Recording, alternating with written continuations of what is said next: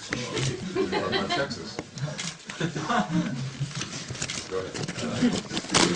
What I'll do is talk about why Parecon.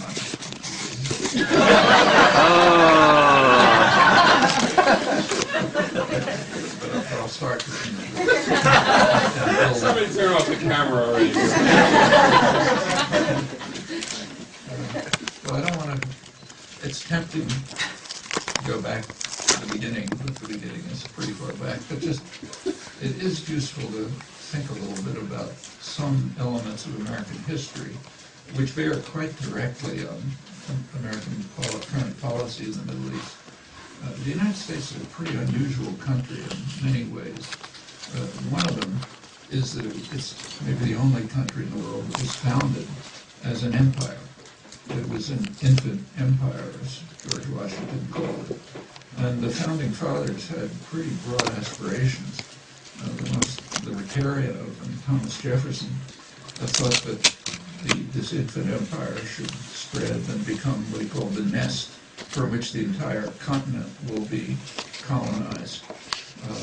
That'll get rid of the Reds, the Indians, they'll be driven away or exterminated. The blacks, they'll finally be sent back to Africa, and we don't need them anymore. And the Latins will be eliminated by a superior race, a very racist country all the way through its history, not just anti-black. So that was Jefferson's image, and the others more or less agreed with it. It was, in addition, so it is a settler colonialist society. And settler colonialism is far and away the worst kind of imperialism, I think the most savage kind, because it requires eliminating the indigenous population, not just controlling them, exploiting them. And that's not unrelated, I think, to the kind of reflexive U.S. support for Israel, which is also a settler colonialist society, and its policies that kind of resonate with a sense of American history. It's kind of reliving it. And it goes beyond that because the early settlers in the United States, I'm sure you know, were religious fundamentalists who regarded themselves as the children of Israel, following the divine commandment to settle the promised land and slaughter the Amalekites and so on and so forth. That's right around here, the early settlers in Massachusetts. Of course, all of this was done with the utmost benevolence. So, for example, the Massachusetts, where Mayflower and all that business, Massachusetts was given its charter by the King of England in 1629, and the charter commissioned the settlers to save the native population from their misery of paganism. And in fact, if you look at the Great Seal of the Bay Colony of Massachusetts, which you can find on the internet, worth looking at, it should be on the walls of every classroom in the country. It depicts an Indian with his holding two spears pointed down, sign of peace, and out of his mouth is coming a scroll on which is written, "Come over and help us." So that's one of the first examples of what's called humanitarian intervention today.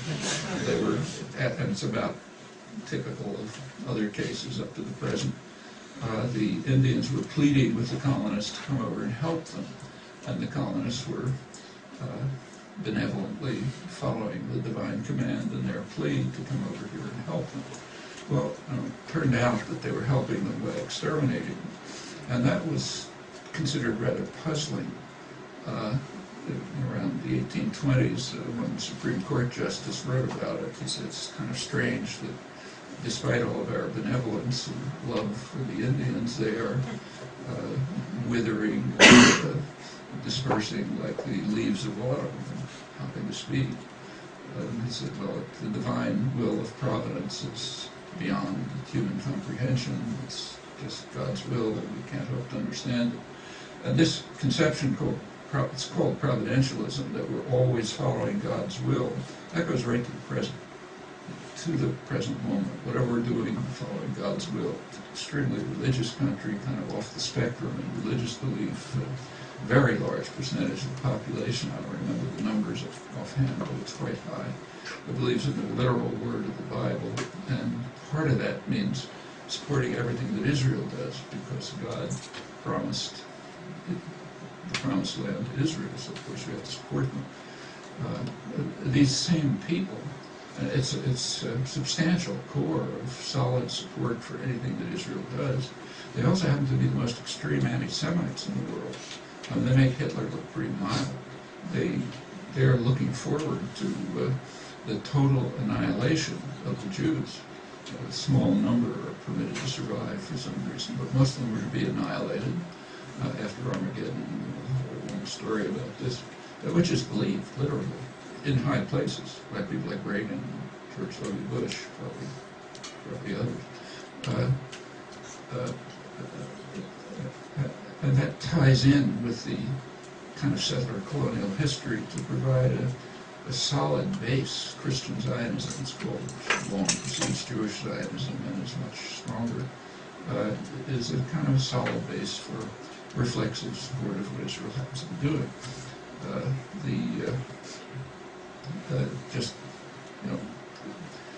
The conquest of the national territory was, I don't have to tell you, a pretty ugly affair.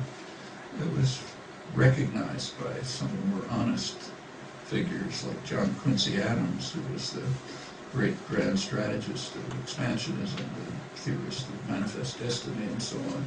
In his later years, long after his own horrifying crimes were in the past, he did lament what he called the fate of that hapless race of Native Americans who we have exterminated with such malicious and savage and cruelty.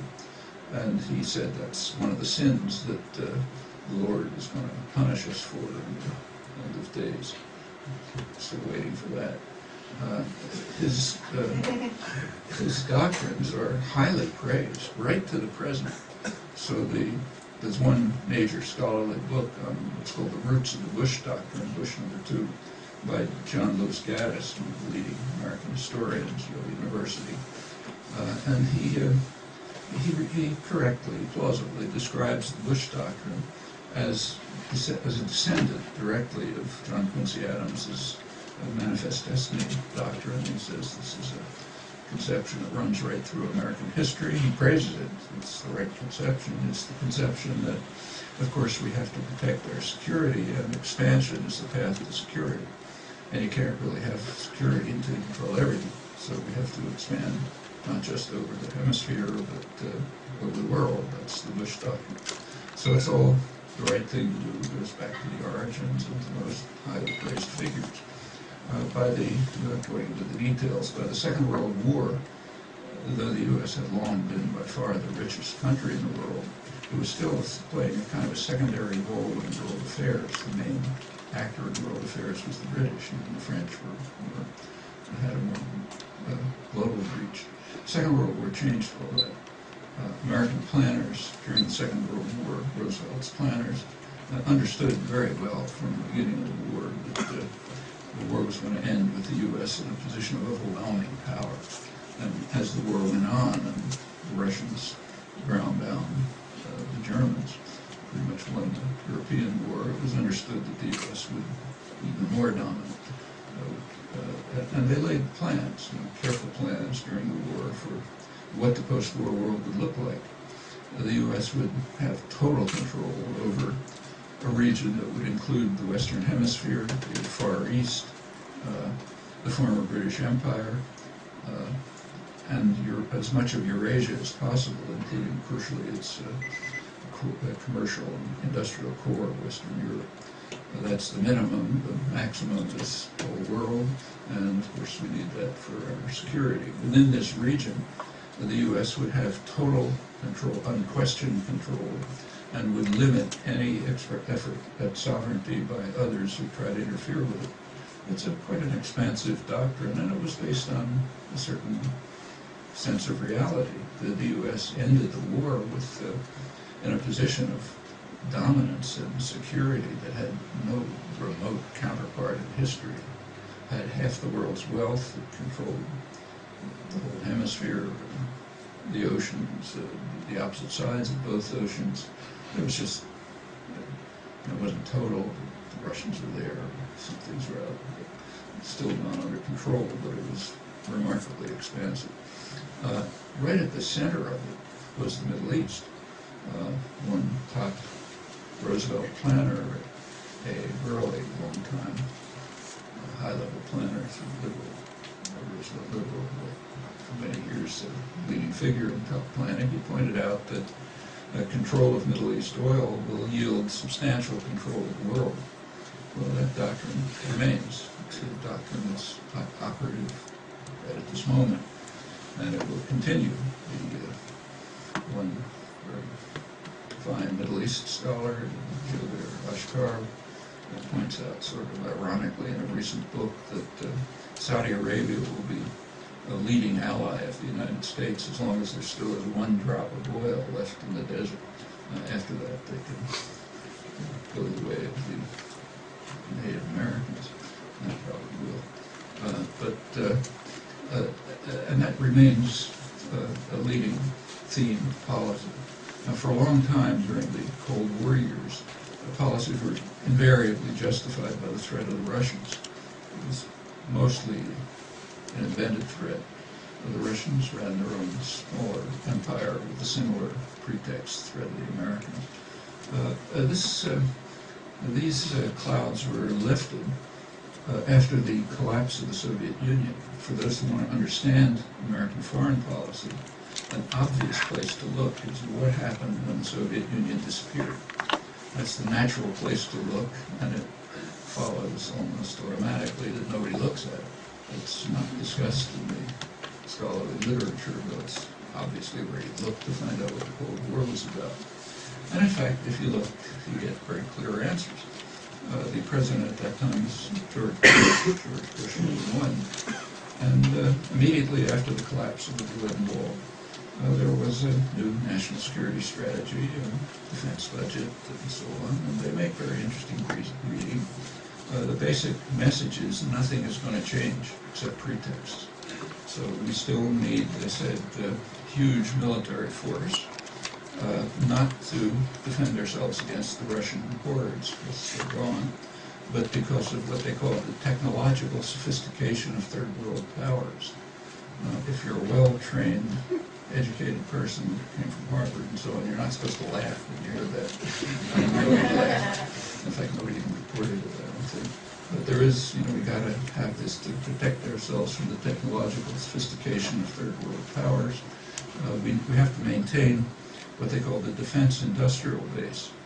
The defense industrial base is a euphemism for high-tech industry, which mostly comes out of the state sector, computers, the internet, and so on and so forth, under the pretext of defense. Now we have to maintain that. With regard to the Middle East, they said we must maintain the intervention forces, most of them aimed at the Middle East. And then comes an interesting phrase. We have to maintain the intervention forces aimed at the Middle East, where the serious threats to our interest could not have been laid at the Kremlin's door. So, in other words, sorry, folks, we've been lying to you for 50 years, but now the pretext is gone, so we have to say the truth. The problem in the Middle East is and has been what's called radical nationalism. Radical just means independent. It's a term that means independent. They'll follow orders. The radical nationalism can be of any kind. Iran's a good case. So in 1953, the Iranian threat was secular nationalism. After 1978, it's religious nationalism. But it remains a threat. 1953 was taken care of by overthrowing the parliamentary regime and installing a dictator. It was highly praised. It wasn't a secret. It was highly praised. The New York Times, for example, had an editorial praising it as the overthrow of the government as an object lesson to countries that go, small countries that go berserk with radical nationalism and seek to control their own resources. This will be an object lesson to them. Don't try any of that nonsense. Certainly not in an area that we need for control of the world. That was 1953. Since the overthrow of the U.S. imposed tyrant in 1979, Iran has been constantly under U.S. attack. I mean, without a stop. Right away, first Carter tried to reverse the overthrow of the Shah immediately by trying to start up instigate a military coup. That didn't work. The Israeli wasn't called, in effect, the ambassador. There had been a very close relation between Israel and Iran under the Shah, though theoretically no formal relations, and the top official, in effect the ambassador, Uri Librani, advised that if we could find a military officers who were willing to shoot down 10,000 people in the streets, that we could restore the Shah. Zbigniew Brzezinski, Carter's foreign policy national security advisor, had pretty much the same advice. Well, that didn't quite work. Right away, the U.S. Turned to support for Saddam Hussein in his invasion of Iran, which was no small affair. I mean, hundreds of thousands of Iranians were slaughtered. The people who are now running the country are veterans of that war. And they, deep in their consciousness, is the understanding that the whole world was against them. The Russians, the Americans, all supporting Saddam Hussein in the effort to overthrow the new Islamic State that was established.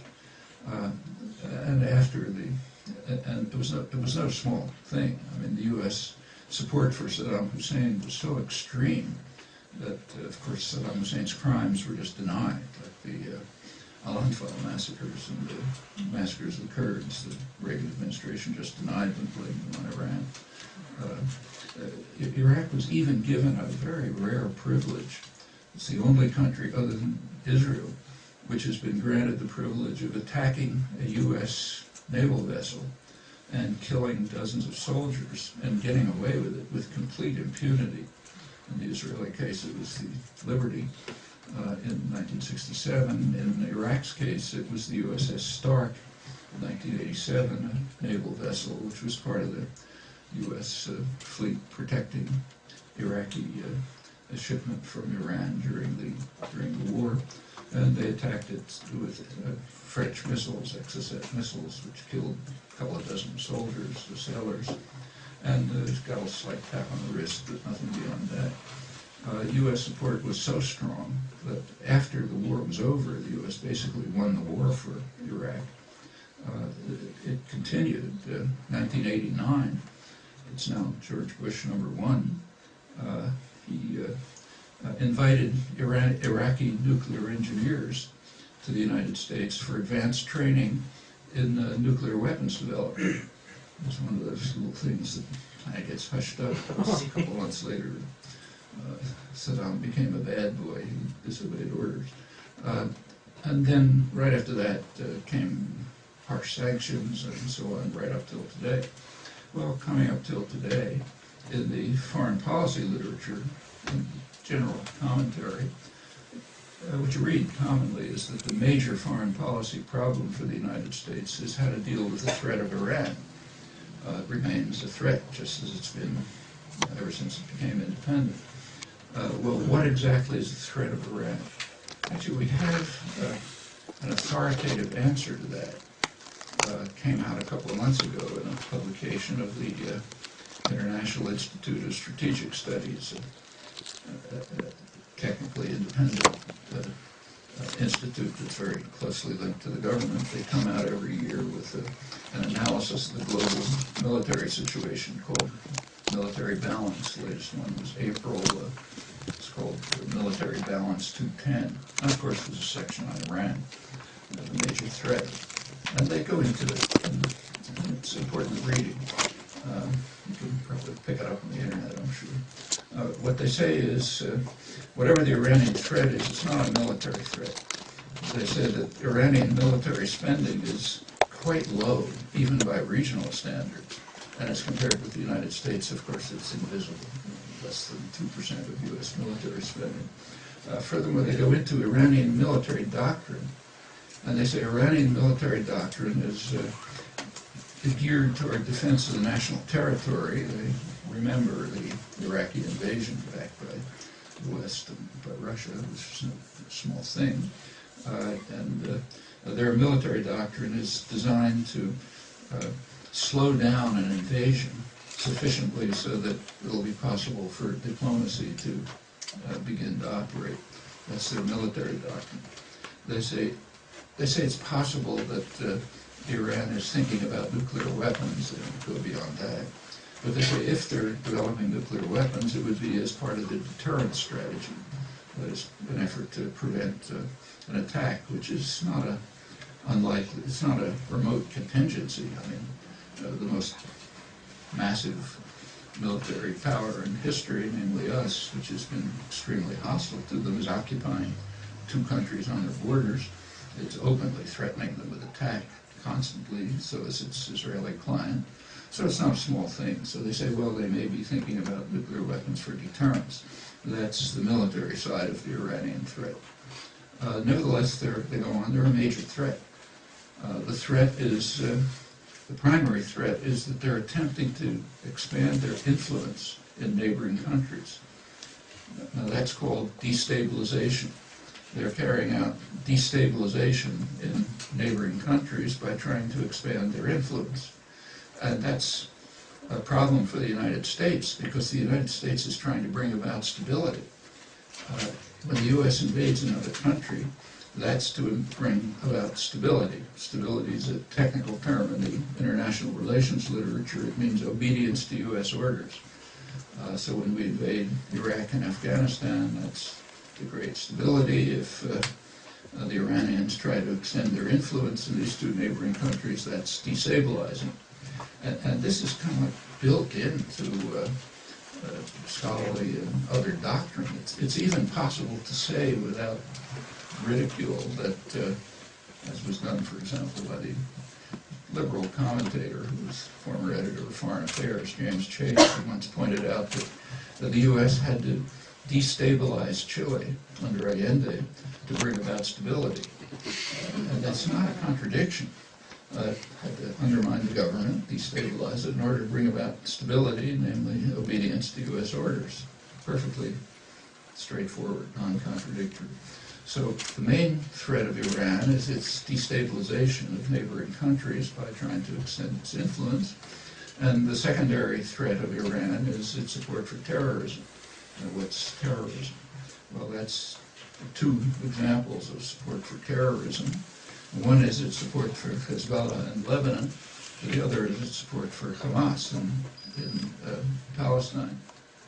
Well, whatever you think about Hezbollah and Hamas, maybe you think of the worst thing in the world. What exactly is their terrorism?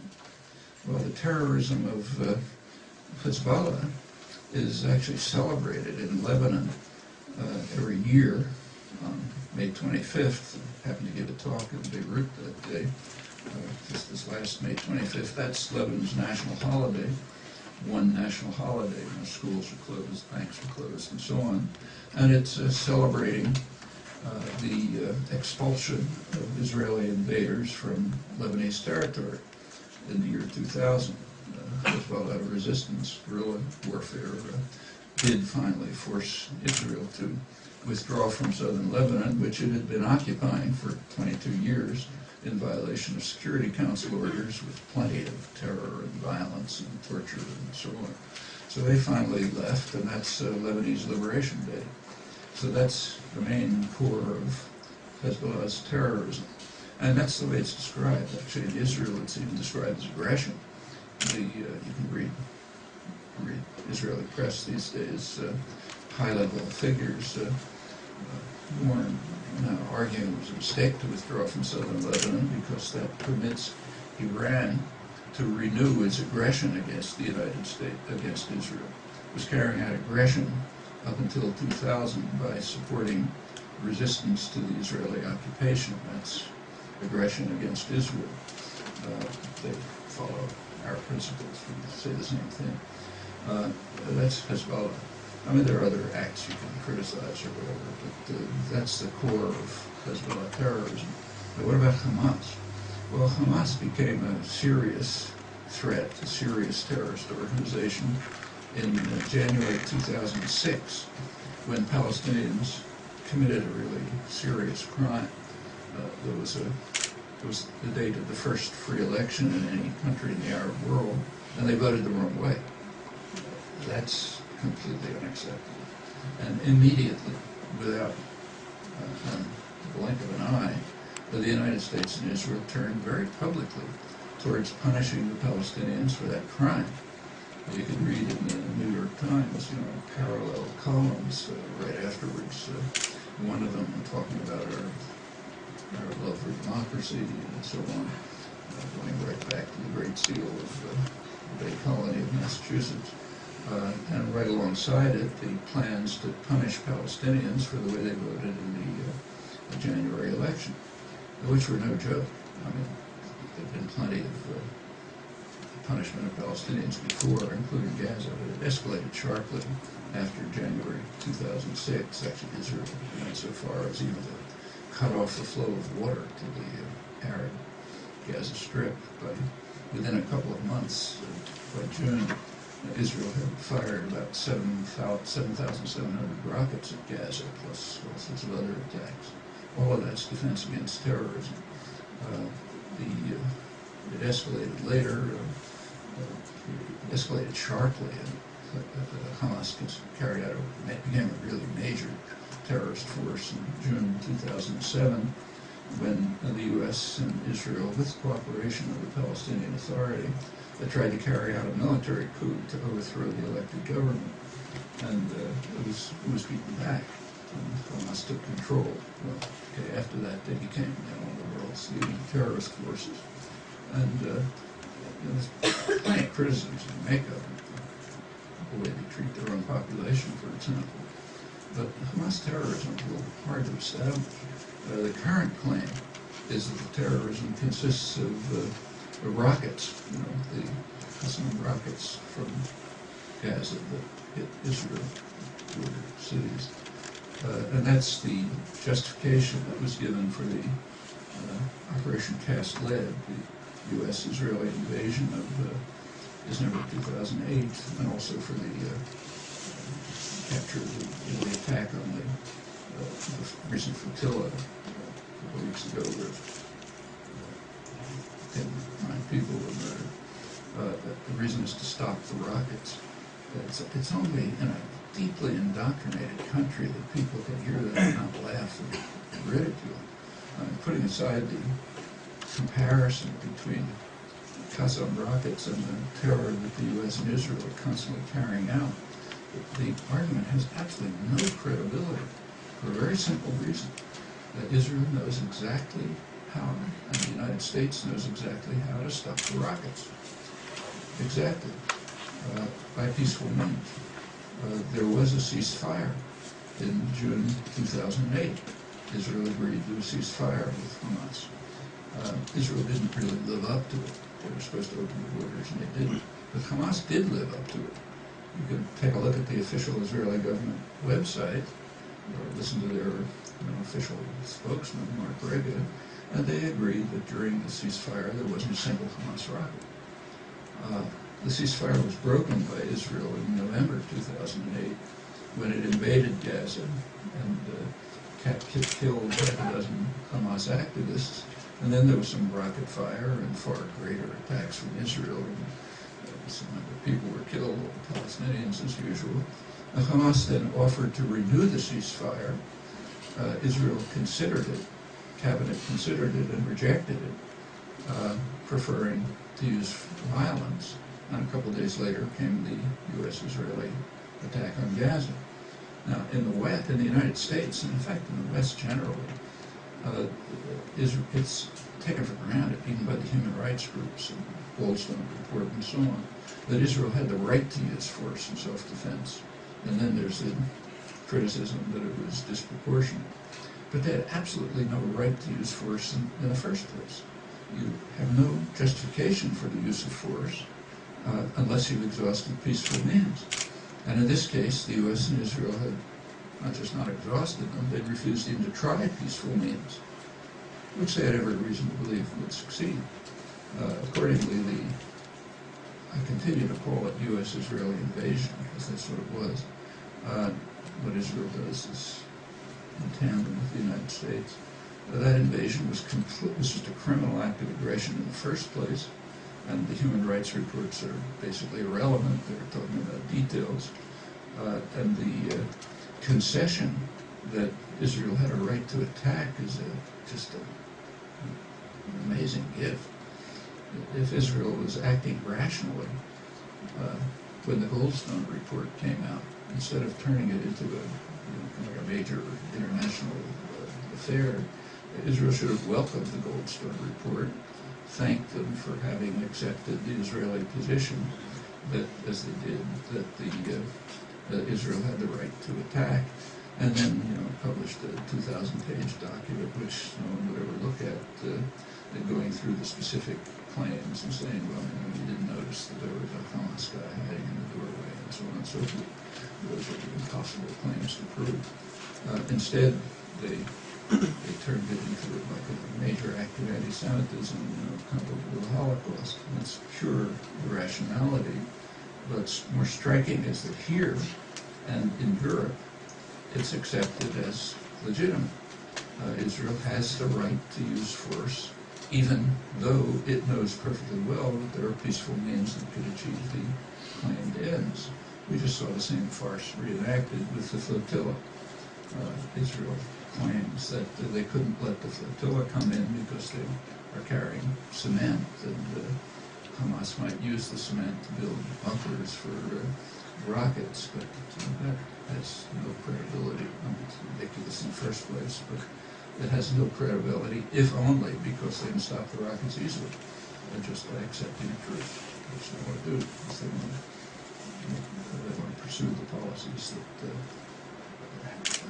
much more far-reaching policies. Well, that's the Iranian threat.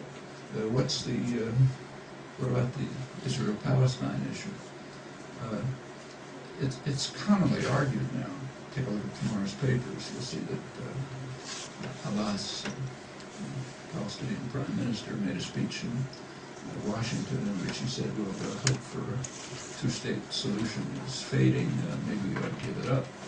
And it's pretty common now for supporters of the Palestinians and Palestinian leaders themselves to say, well, we have to abandon hope in a two-state solution. We should, as one of the Palestinian leaders said, we should give Israel the key, let them take over the whole West Bank. There'll be one state, we'll then carry out a civil rights struggle. It'll be like an anti-apartheid struggle, and we can win that one like South Africa. That's a very common view among supporters of the Palestinians and the Palestinian leadership. It overlooks a simple point of logic. Those are not the two options. There's a third option, namely that the U.S. and Israel continue doing exactly what they're doing. They're not going to take control of the West Bank. They don't want it. They don't want the Palestinians. The analogy to South Africa, to an anti-apartheid struggle, is pretty misleading. South Africa needed its black population. They were its workforce. They couldn't get rid of them. 85% of the population did the work of the country. So kind of as under slavery, they had to take care of them. You've got to take care of your workforce. And so Bantustans were bad enough, but they were intended to be more or less viable because it was necessary to reproduce the workforce. But that's not true for Israel and the Palestinians. Israel has no interest in Palestinians at all, doesn't want to take any responsibility for it, wants them to get out. It's like the United States and the indigenous population here. No intention of taking care of them, just exterminate that hapless race of Native Americans. But they can't just murder them, because you can't get away with that these days, the way the United States did in the 19th century. So just let them leave. It's no big secret. Moshe Dayan, who was the more dovish members of the Israeli elite, and happened to be defense minister and in charge of the occupied territories in 1967, he advised at the time that to his colleagues that we should tell the Palestinians that we have nothing for you. You're going to live like dogs, and whoever will leave, and we'll see where that ends up. And that's exactly the policy they're following. Get them to live like dogs, and whoever leaves will leave. Now, in recent years, Israel has somewhat, the U.S. and Israel again, when I say Israel, I mean U.S. Israel, have somewhat modified the policy. They're taking the advice of Israeli industrialists who some years ago suggested that Israel should shift from a policy of colonialism to a policy of neo-colonialism. Neo-colonialism is, for example, the Philippines is a standard model. That's where many of the modern programs of neo-colonialism were carefully crafted. Actually, it's a very good study. It's a detailed study which is worth looking at by Alan McCoy, a fine historian. Came out about a year ago on how the U.S. subdued the Philippines after the conquest. We know what happened during the conquest. The U.S. conquered the Philippines, as usual, with the most benevolent intention, uplift and Christianize them and so on and so forth. Slaughtered a couple 100,000 people, carried out massive war crimes and so on. But then what happened? Well, what happened after that, and McCoy goes into it in 800 pages of detail, is that they crafted a new technique of control of the population using the most advanced high-tech technology of the day. They imposed a system of close surveillance over the entire population, co-opting an elite, a westernized elite who live in luxury, breaking up nationalist groups by various methods, sowing rumors, buying people off, and so on. And of course the paramilitary force, that's the muscle in case things go wrong, the Palestine-Philippine constabulary. That turned out to be very effective. In fact, it's still in place in the Philippines. Again, if you look at today's paper, you will notice that the U.S.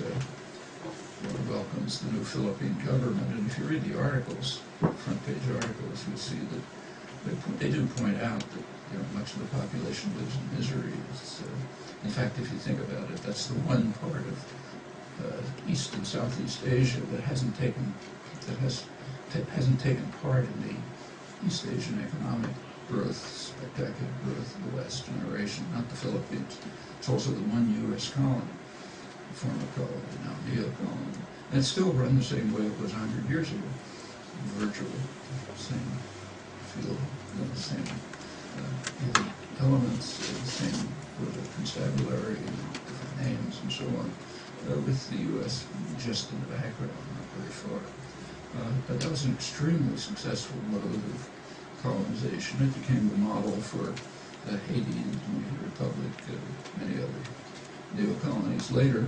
And it also turned back to the imperial countries. Both the United States and Britain adopted similar measures of population control domestically, at first during the First World War, even more so till today. So Britain is maybe one of the leading surveillance societies in the world. The United States is not that far behind. And they're using modified versions of what was crafted with great care and success in the Philippines a century ago. Well, Israel finally understood that that's the right way to proceed. So, in fact, if you read, you can read about, say, Ramallah in the West Bank, and the reports which are accurate say that it's kind of like Paris and London for the Palestinian elite. They live a nice life, theaters, restaurants, it's fine. A typical third world country with a rich collaborationist elite in a sea of misery and suffering around it. That's the way the third world is structured. And Israel has finally had a sense to follow the advice of industrialists and turn Palestine into a neo-colony. And it can be praised for how wonderful life is in Ramallah and so on. But you have to have control of it by force. There has to be the analog of Philippine constabulary and it's there. It's an army run by an American general, Keith Dayton. It's called Palestinian, but it's actually it's constituted of Palestinians. So typically in neo-colonial structures, the repressive force is domestic, foreign run. It's run by an American general. It's trained by Jordan, which is a harsh dictatorship, police state pretty much, and Israel. Israel and Jordan train the forces. The United States runs them, and they're very successful. In fact, they're highly praised by American liberals. And so John Terry